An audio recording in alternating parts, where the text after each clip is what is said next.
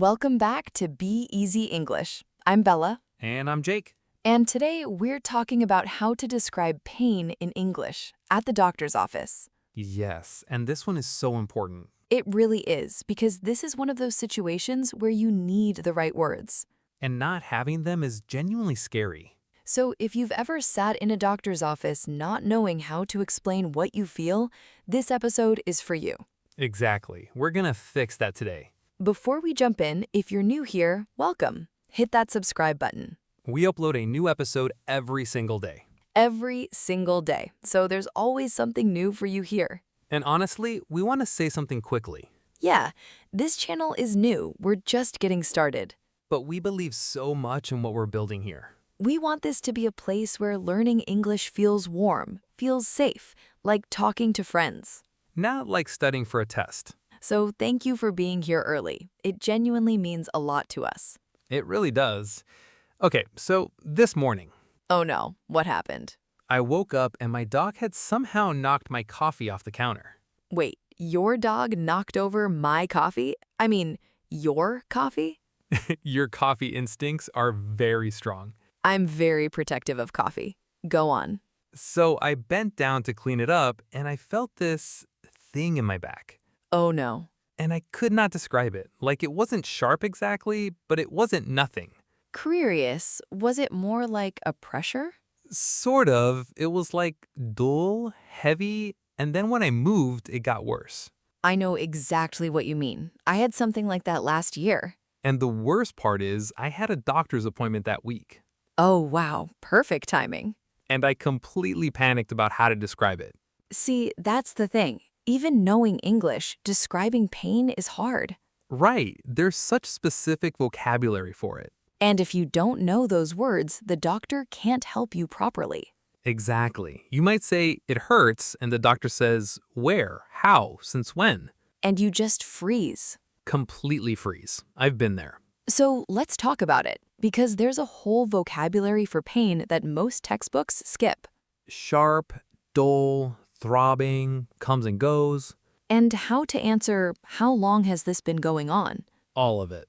We've got you. Wait, did you notice what we just did there? We described pain without realizing we were teaching it. Sharp, dull, pressure, gets worse when I move. All real doctor vocabulary right there in that story. So today's topic is describing symptoms at the doctor, officially. And if this scares you, you're not alone. This is one of the most stressful situations for English learners. Even confident speakers get nervous. The vocabulary is very specific. So we're going to break it down into pieces, nice and clear. Starting with the words for the type of pain you feel, because it hurts is not enough information for a doctor. Right, they need to know how it hurts. So let's go through the main pain words. First, sharp pain. Sharp means sudden, intense, like a knife or a needle. You might say, I have a sharp pain in my side. Or it's a sharp pain that comes on suddenly. Sharp usually means something you feel in one clear moment. Right, it's sudden, specific, like ah. Exactly. Now, the opposite of sharp is dull. Dull pain is low, heavy, constant. It doesn't spike, it just sits there. I have a dull ache in my lower back. That's a very common sentence. Good question.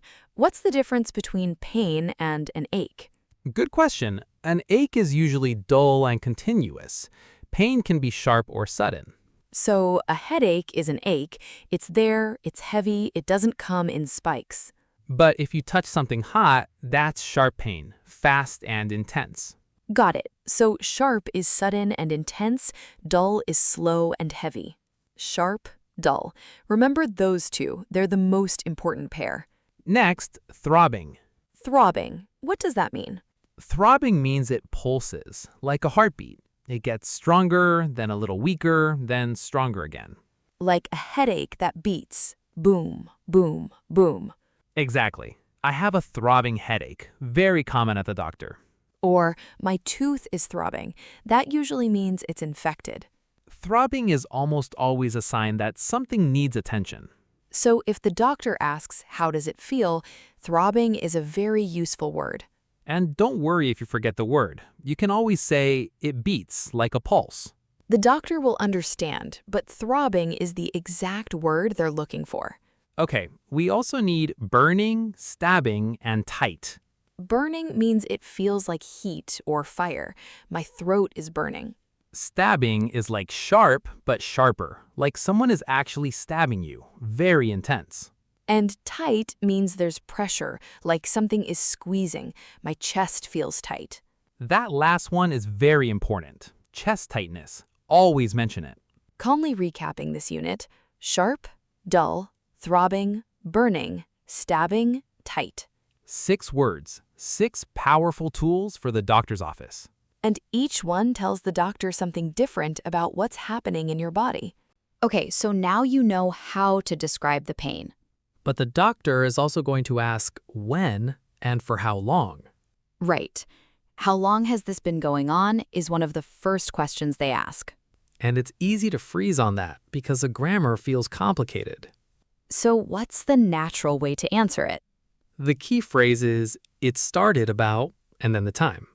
It started about 3 days ago. It started about a week ago.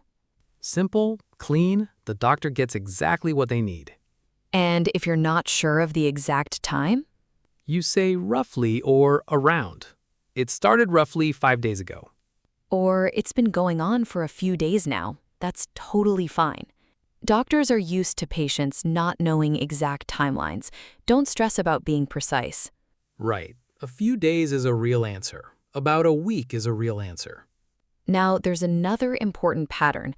It comes and goes. Oh, that one's so useful. It comes and goes means the pain isn't always there.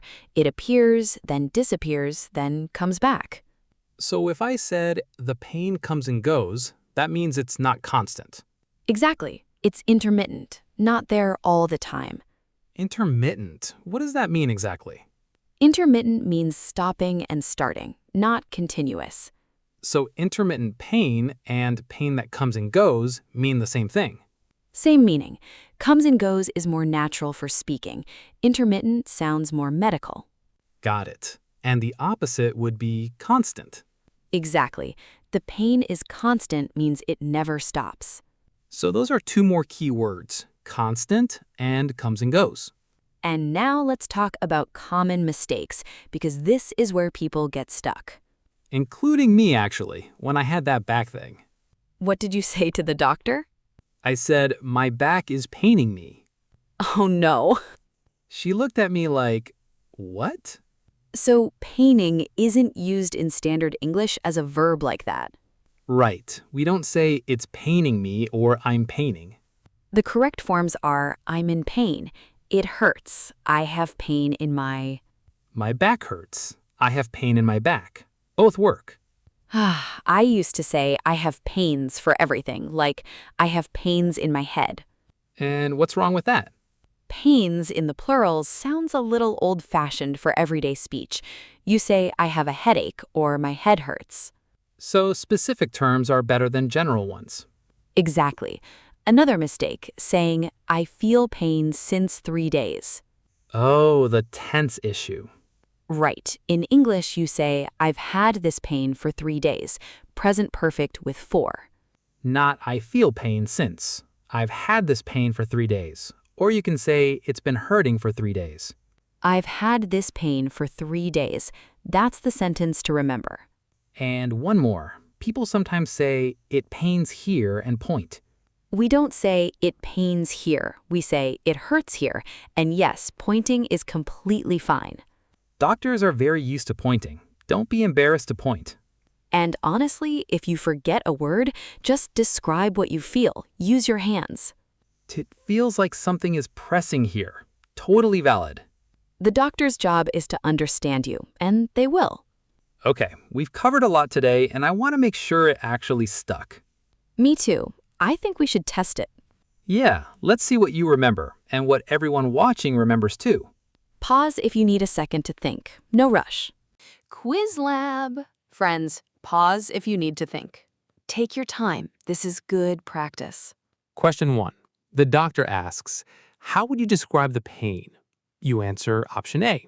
It's paining me a lot. Option B, it's a dull, constant pain. Which one is correct? Option B.